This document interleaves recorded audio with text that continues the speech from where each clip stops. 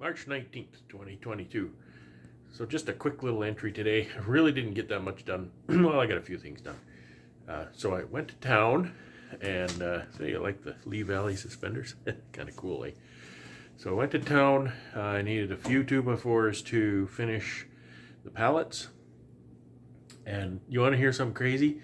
So I went to the lumber yard, and this just kind of shows you how wildly up and down prices are, and nothing makes any sense. It's like we're in the twilight zone. This is pressure treated lumber. This is brown pressure treated lumber, and typically that's about the most expensive thing at the lumber yard. Well, it was cheaper for me to buy 2x4 8s in brown pressure treated lumber than to buy them any other way, like studs or premium spruce or whatever. It was maybe a couple of bucks difference, but it was still cheaper. So that's great because this pressure treated lumber will work well on the underpinnings of the pallets. They're going to be wax dipped anyway, and they're not on the inside of the hive, so it's fine to use pressure treated lumber there. So I got a fresh supply of some medium crown staples, fresh supply of some can I touch it? Some brad nails there, which I'm going to need for the covers. And I almost ran out of 2-inch screws here for the pallets. I think I've got enough to finish, but I'm out. So I wanted to get another pail of those. So that was my trip to town. I made 3 honey deliveries, which was great. So a little bit of income coming in there.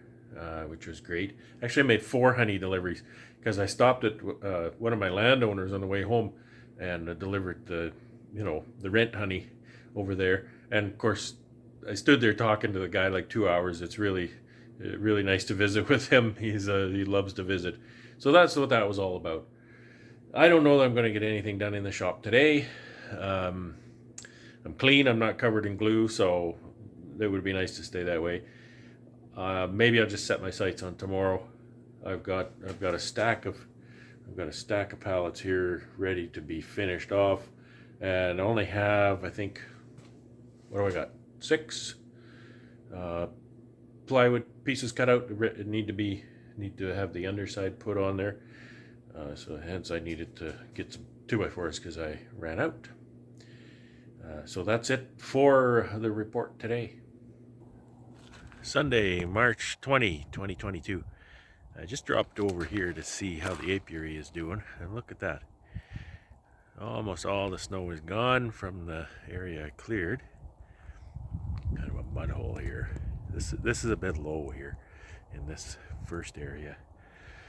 And I'm thinking this year I might change things up a bit. Start the bees against that fence over there and kind of go this way. The land slopes from this side back over to here, and there's quite a low spot the other side of those pallets. So because we got so much snow and we're getting more rain or snow in the next couple of days, I'm a little concerned that water in that low area might start to encroach here a bit. So that's what I'm considering, and we'll see what happens here. I realized something when I was working out here the other day. This little apiary here, this little fenced off area, this is my happy place. I love being out here. I love working out here. And it's just, when I'm out here, I really am, I'd really rather be here than anywhere in the world, really, in this apiary. Of course, I'd rather there be bees here, but let's have a look around. The first thing of note is the camper is all accessible. The doorways are snow-free, so I can get in there. I do want to wear my boots because look at this mucky mess here. Hopefully that'll dry soon. I did pick away at this big snowbank here with the tractor, and you can see I was getting into the muck and blowing some mud up over top of it. So you can see, I mean, that black fence is 5 feet high. And so that snowbank is very tall, and it was very difficult. And you can see my little stands here where I've been putting some of my mating nukes. They are starting to reappear.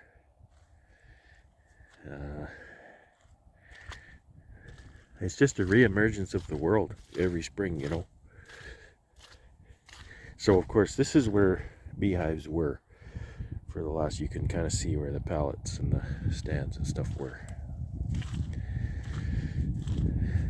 And I don't know, maybe I'll put them there again. The thing is, it slopes a bit, so that's nice. But I was kind of thinking maybe up over here between that pallet is where the fencer is. So I've got quite a bit of space here all the way back to here that I could put, I don't know, probably 3 or maybe 4 rows of bees there. All this equipment in the corner is still buried. But I don't think I need a lot of this. When I put things away, I try to look at it as to what I'm going to need in the spring. You know, there's a few pallets stacked here that I probably won't need, but maybe want to use. I don't need to use the nuke boxes and stuff. That feed barrel, maybe. Feeding shims. So feeding shims is something I use in the spring. So I might want to use those. The rest of this stuff is just kind of miscellaneous things I don't use. And again, this snowdrift is 5 feet high. So there's a lot of stuff under here. That's where I broke the shear pin hitting this skid here. It's just some empty boxes piled there. And these are going to be melted out. See, this doesn't melt very fast. You can see along here, right? You can see along here where this is shaded by these boxes, so it doesn't melt as fast because the temperatures haven't been that warm. They've been, well, I mean, yesterday it was 10, but the sun, the hot sun is what really melts the snow.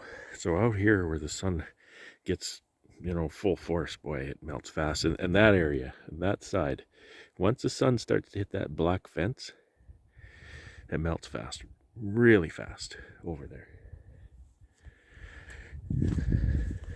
Yeah, so I can't decide to put my bees up on this side or not. Part of my decision is that I'm not sheltered quite as much here from a kind of a southwest wind. Up over in this side, I've got a lot of shelter there from that bush. So I still have to think about that. They won't be coming out for a while, so we'll have to see what the water situation is. I'm thinking it could be 2 weeks, 10 days to 2 weeks before I really consider bringing them out. I don't want the overnights to be too cold. And we're still looking at -10s, -15s at night. Next couple of nights it's not going to go below freezing, but you know. So there's all the beehive stands that I have. Those will come out and be set in place. Yeah, nothing much to show really. I'm just I'm stalling because I didn't get any pallet work done yesterday and I need to do that today.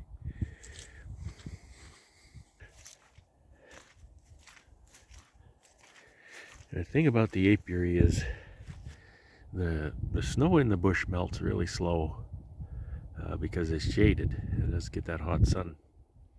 And so all that water in the bush, all that water from here kind of comes down across here and through the apiary. And that makes a watery mess in here. I did sort of do a little bit of landscaping last year. What I did was along here, from here over to the yellow sign there, I made a little ditch kind of thing, and then on the other side of that black fence I made a ditch all the way down across here over the hill, right, so that it drains. So now this water from over by the spruce trees shouldn't cross over into the apiary, and this water here shouldn't cross over into the apiary for the most part. but I don't have any such protection on this side. That might be another project. But it kind of goes uphill here a bit, so I can't drain this way. I have to drain that way, and that's my little road I've got there. So that's a problem, and it's not it's not built enough to put a culvert or anything. I'll be honest with you, today's plan was just to finish actually 6 of these pallets, and I didn't make it. Got these 3 to go to finish the customer's pallets. I wanted to get that done so the glue sets for tomorrow. Get this skid out of here. My back is killing me.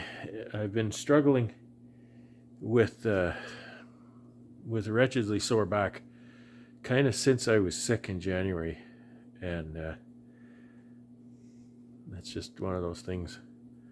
I'm trying to figure out what is very unpredictable and whatnot. So today I'm not feeling good, and it's Sunday anyway, so I'm going to set my sights on Monday to get these done. So, but Monday the pallets will be done. They'll sit in here until Tuesday for the glue to set, and then they'll go out. So that's all that kind of happened today. And I cut up these treated 2x4s for the risers. That's good. That's something done. And that's it. So I'm gonna go now. We'll set our sights on Monday and go from there. It's Monday, March 21st, 2022. It's not a real warm day. It's not sunny. A little breeze. But you know, last night overnight low was 3 degrees, so it didn't even freeze last night. There's still water laying all over here. Some of the snow is melting, and you can hear back here we have the barn fan. Been doing overtime. It's been running on high speed for quite some time. It's doing a good job. My new and improved ventilation for this season seems to be making the difference. Either the new and improved ventilation is helping keep the temperature down, or all my bees are dead. So we'll know in like 10 days or something which of those 2 things it is. So today's pallet day. Guess what? Today's pallet day.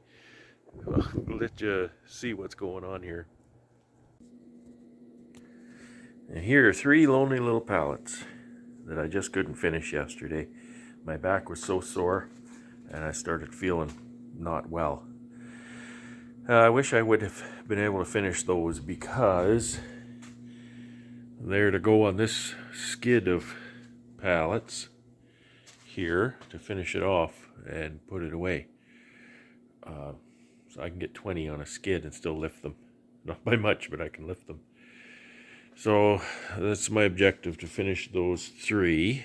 It looks like the bottoms are all done on those, so it's just tops to do. Look at my parts pile. It's not nearly as big as it was. Quite a few runners. So once I'm done those 3, then I'll get back to work on these. These are the what is there, 15 or 20 here for me. So we'll finish those off as well today. Hopefully today. Get these all done today and out of here. Get some more space, and then we'll be bringing plywood in for covers once we're done that.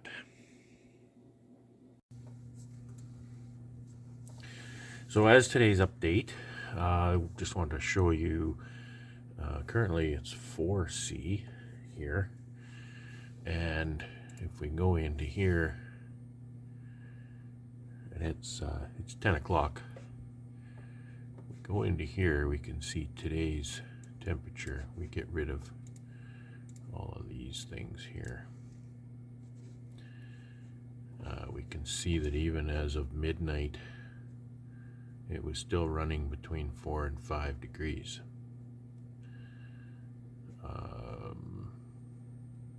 By 5 o'clock it was dipping to 3 degrees. So 3C is what it got to last night. But let's look at 7 days. When you go more than 24 hours, it gives you come on, go away.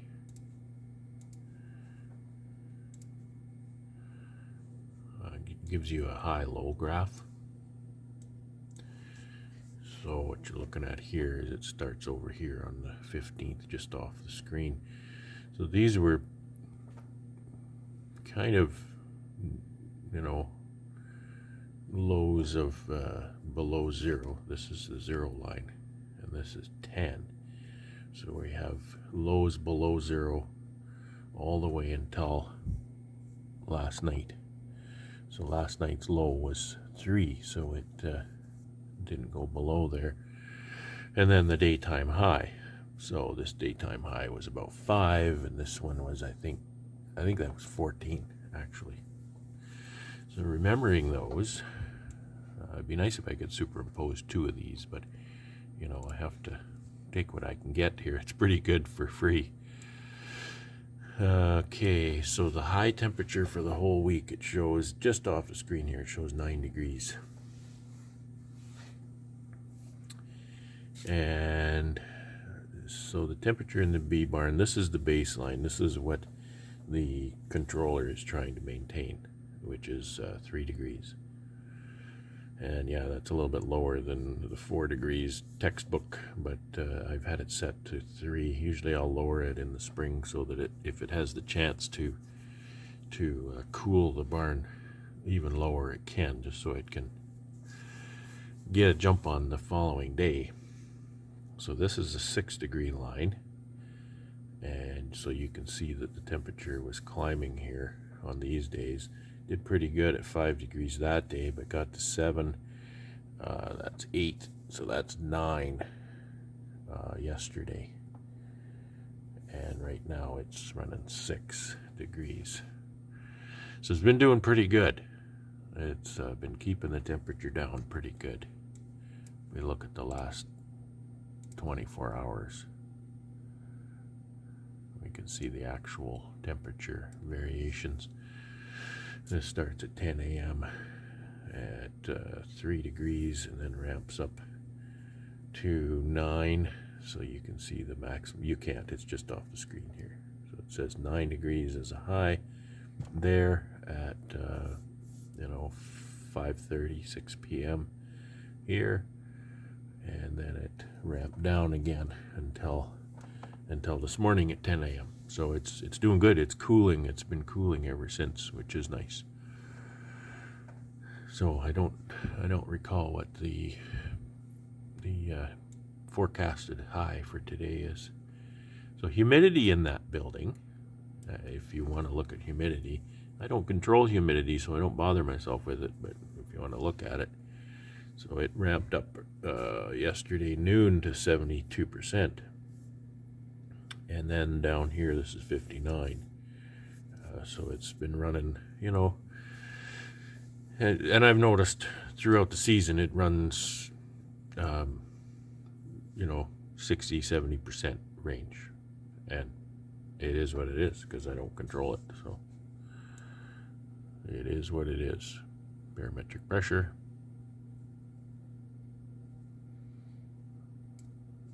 So this is a handy little tool to see what's going on in that bee barn.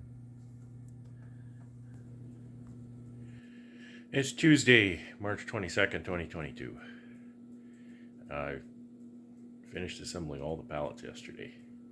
So that's a big relief. I slept really well. I felt really good last night, and I felt really good this morning. There's a lot of work to do yet, though, because today I am on to, let me show you what's going on over here. So here we have all of the plywood for the covers all piled there. There's 290, I think, plywood pieces, 200 are for the customer, so 200 is the priority here. I have time to put together the remaining 90 for myself. There's some work to do though before I can start assembling covers. A couple things I need to do, and one of them is rabbets. So you see all these pieces here. These are all the end cleats, and I wish I had a cover here I could show you what I'm doing. But you see the end cleats that I've done here. They have a rabbet cut along the edge of it. And I'll get a piece of plywood and I'll show you how that's going to fit together. Okay, I'm going to try and do this one-handed. This is a piece of scrap plywood that I can use for demonstrating this. So normally when you see covers built, you'll see, this is going to look weird because the cleats are too long for the plywood I'm using. You'll see construction that's either like this. Okay, you look down at the end there.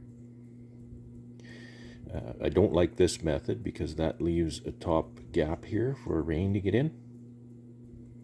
Okay.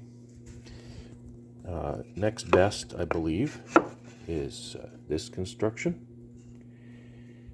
because that covers that gap. And you see the glue surface, and I'm talking about, now I'm going to put the top one down because I'm going to be dealing with the end one. So you see the glue surface here. You've got, that's easy to calculate, that's 3/4 of an inch glue surface. Okay, which is okay, you know, it's good glue, and I put a brad nail in. I put I think 5 brad nails in there, so that's pretty good. However, it's still what they call a butt joint. There's no mechanical advantage to that butt joint. So here, this is the way I make my joint here. And you think, well, big deal. Now, this is a 1/4 inch rabbet here. Okay, so I've got an extra 1/4 inch of glue surface there. So over the butt joint, I've increased the glue surface by 30%. Okay, so that's 3/4. I've added a 1/4. So I've now got an inch of glue joint surface. Not only that, but it's important to note that end grain, and this is plywood, so it's not pure end grain, but it's essentially end grain. End grain glue joint is not as strong as face grain or side grain, some people call it. So you can see this board at the end here. This is end grain. Those don't glue worth a darn.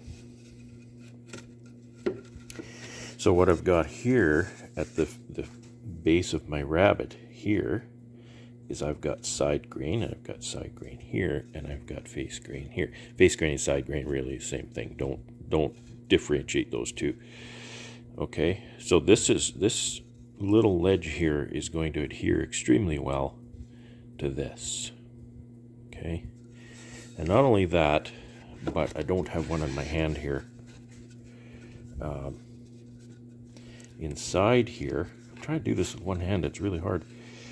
Inside here, butted up against this cleat, I have a 1/2 inch shim, a 3/4 wide by 1/2 inch shim.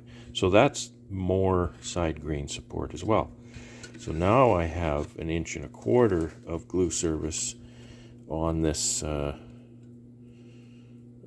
end cleat, because this end cleat takes beating, right? And you should see what some people do. They use them for a ladder, and so it really takes a beating. So once that's all put together, you can see that this surface is flush, and then my top cleat goes over 3/4 of an inch here, 1 1/4 inch on the cover, and all is well with the world. So that's the method in my madness. That's why I go through the bother of rabbiting out 400 of these pieces. Look at this. I'm going to do all these, and I got to do all these. So anyway, this has turned into a video, not a daily update. So I'll leave it at that.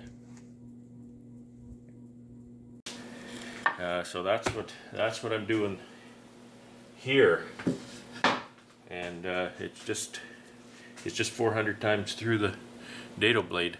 Here, got my sacrificial fence covering over the edge of the dado blade. I think I'm about 7/8 wide, and so there's 3/4 of an inch protruding from the fence, and that's what I end up with, 400 pieces. So with those pieces, I think I'm nearly ready to start assembling covers.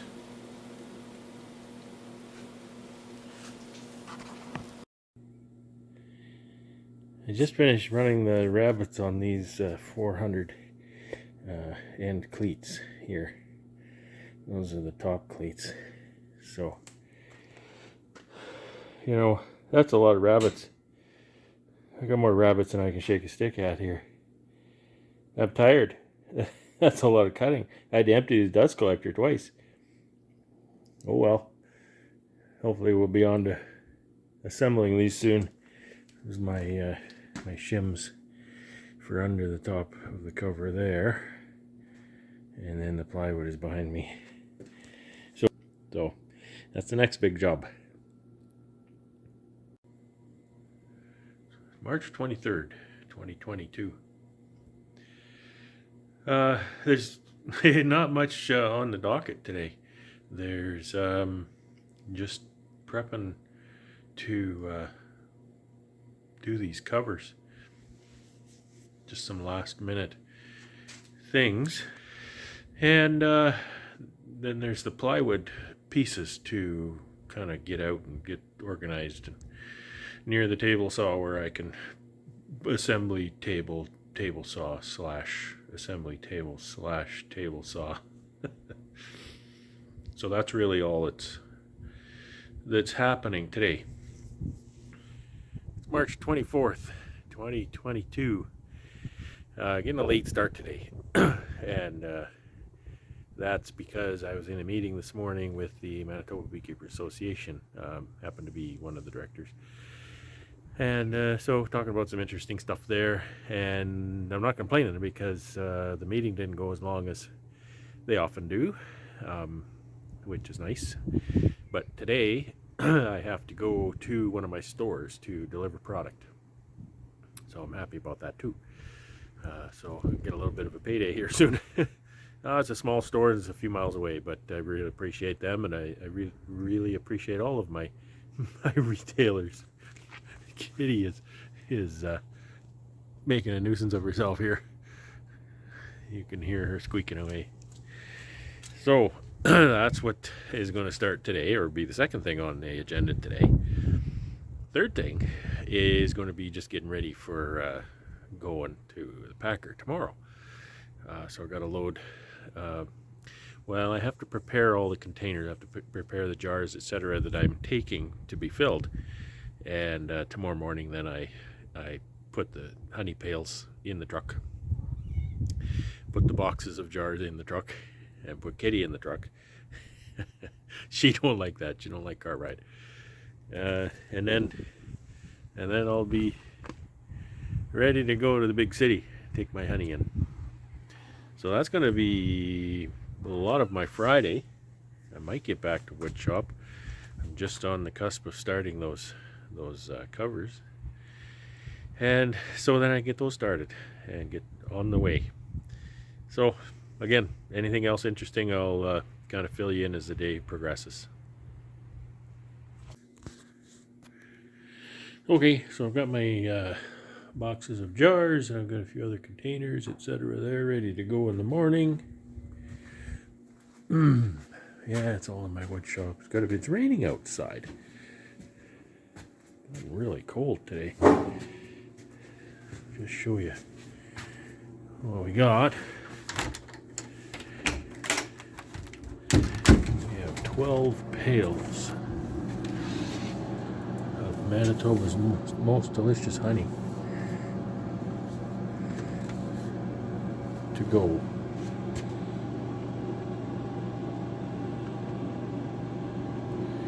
into the packer tomorrow. 600 pounds of it. So hopefully that all goes well. March 25th, 2022.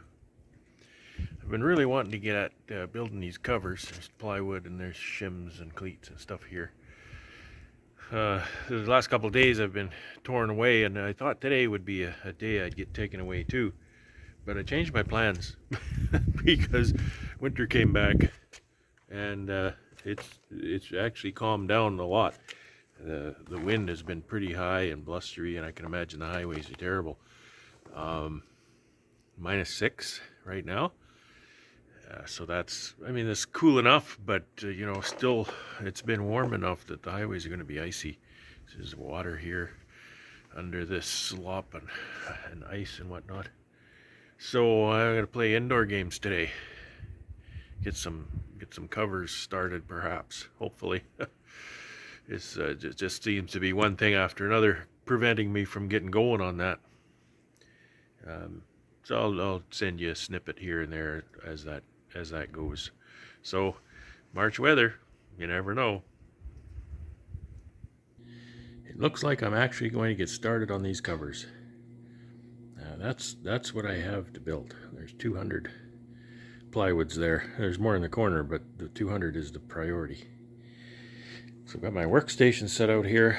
I took the time to set myself up a couple of small air lines so I don't have to switch.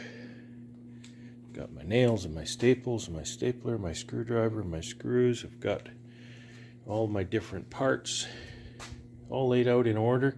How much more organized can I be? I've got the glue. Somebody mentioned a roller tray for the glue. I think that's an excellent suggestion. Thank you. I have one. I'm not sure where it is. I'm not sure I still have it. But I'll definitely be trying to get one of those because this is going to take me a while. So let's see what we can get. And okay, so I'm going to start in on this. There we go. One down. 199 to go. Well, I'm getting along. There's 14 there. There's number 15 here. So I've been telling you that I can't show you that joint that I was making. I'll show you on this one here. So you see how that rabbet fits around the plywood? And this is all glued. This is 100% glued in here, glued in here, glued here, and glued behind here. So once I put that shim here, it's also glued to that end cleat. And I run 4 1.25" screws up through the plywood to pull this top cleat down tight to the plywood and offer it some permanent mechanical adhesion. And so I build these a little bit wide. You may notice that I haven't quite fleshed it up here. So a little bit, plywood's a little bit proud, and that's okay. That's by design, because when I'm assembling, I endeavor to get one side real nice and flush. Everything is flush here as best as I can do by hand. And then there's 2 more operations when I'm all done. These all get run through the table saw, and they're between 1/8 and 1/16 wide, so they'll just take a tiny bit off of here, and that makes all of these joints and all of these pieces perfectly flush, and it's a really beautiful thing. And you'll notice I actually have a 3/4 shim here, and I have a 7/8 shim here. It gives me a little, you see how my staplers are kind of inset? That gives me a little bit of leeway to shave this off in the table saw, not run into staples and not lose, you know, I've built these before and it works out fine, but when I use a 3/4 there, sometimes then you end up with a, you know, a 5/8 or something here. It's not quite as wide, so just maybe not as strong, but I mean, it's completely glued. There's no way that piece of wood is coming off the plywood. And then the second remaining operation is I round over everything almost everything. I round over the hole, I round over every edge all the way. I don't think I round over this one. I'll go from here all the way around and all the way down here and all the way down here again. And I don't think I round that one, but that just gives it a really nice feel. Actually, I round this too, so I'll round all the way around these end cleats, and that gives it a really nice finished look, a nice feel when you pick them up, especially if you have bare hands and picking them up, no sharp edges. That round over, the reason I came upon these roundovers, it was a practical decision. I do not round over this hole because then the plug won't fit snug, so don't round over that.